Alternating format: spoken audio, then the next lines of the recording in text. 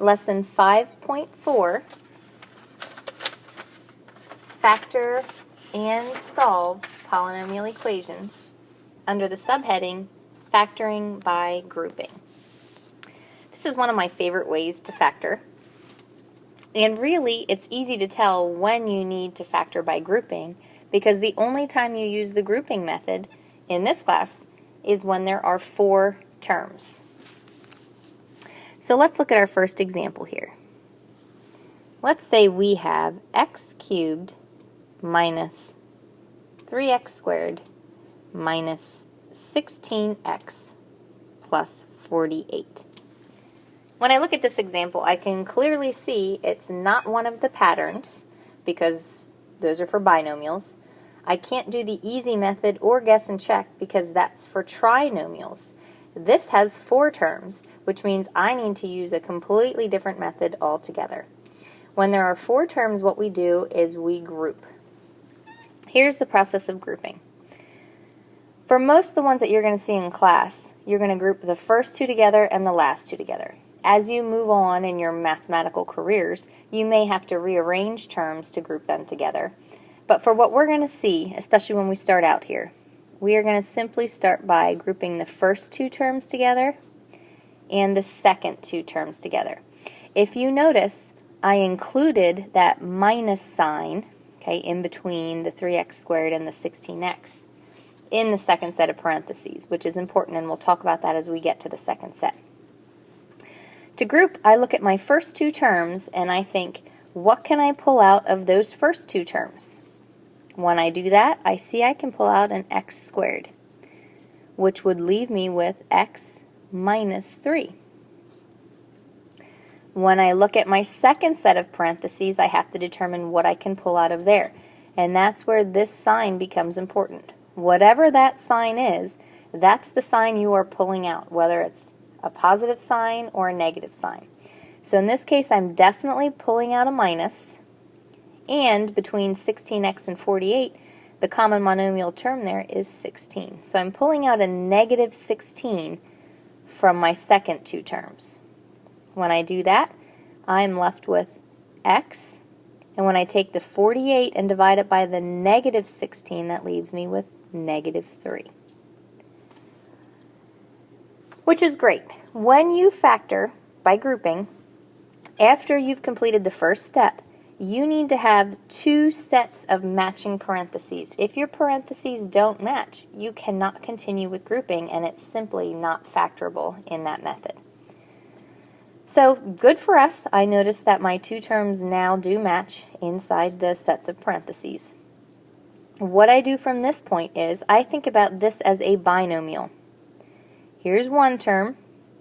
Here is my second term.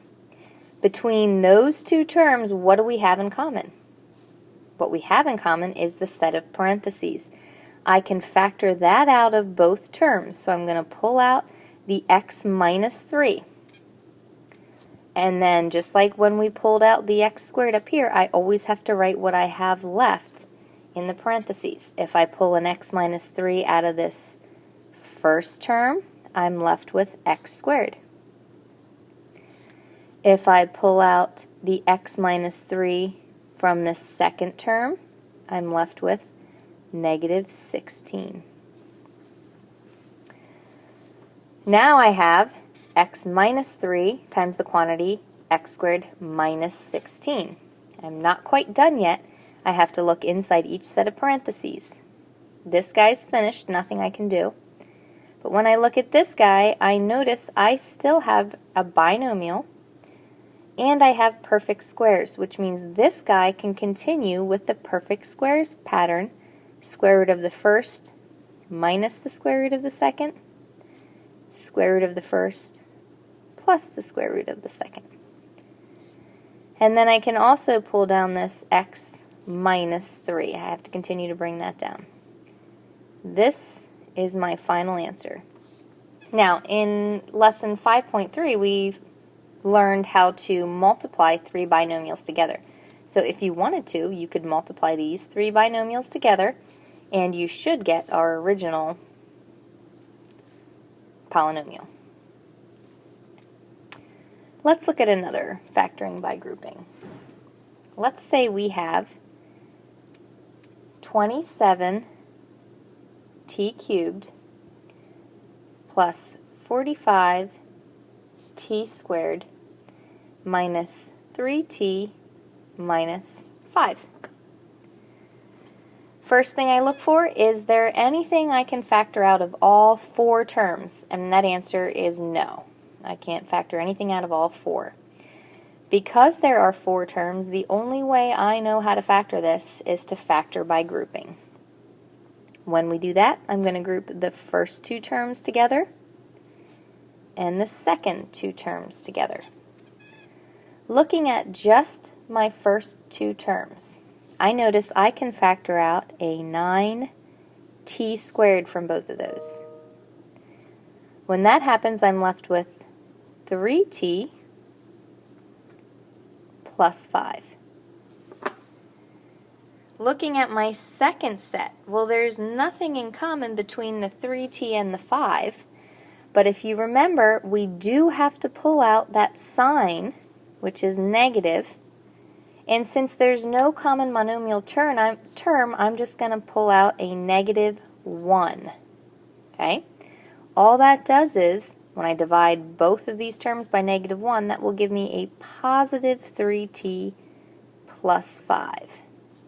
Okay? Remember, you always have to pull out that sign, and since there's no other common monomial term, I'm just going to pull out the 1. Which is great, because now when I look ahead, I do have 2 sets of parentheses that match, which means in my next step of factoring by grouping, I look and see what we have in common.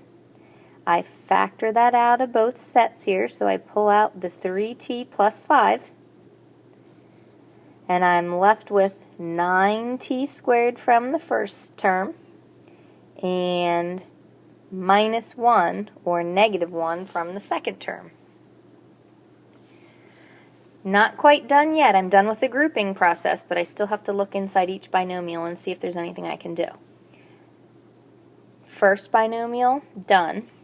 Second binomial, when I look at that, 9t squared is a perfect square, so is 1. And it is a difference, which means I can use the difference of 2 squares. Square root of 9t squared is 3t. Square root of 1 is 1. So it's 3t plus 1, 3t minus 1. And we can't forget to pull down this 3t plus 5. And from the very start, we did not pull that out. I'm sorry, that was not a common monomial factor from the start. So all I had to remember to do was pull down this 3t plus 5. Which means this is my final answer.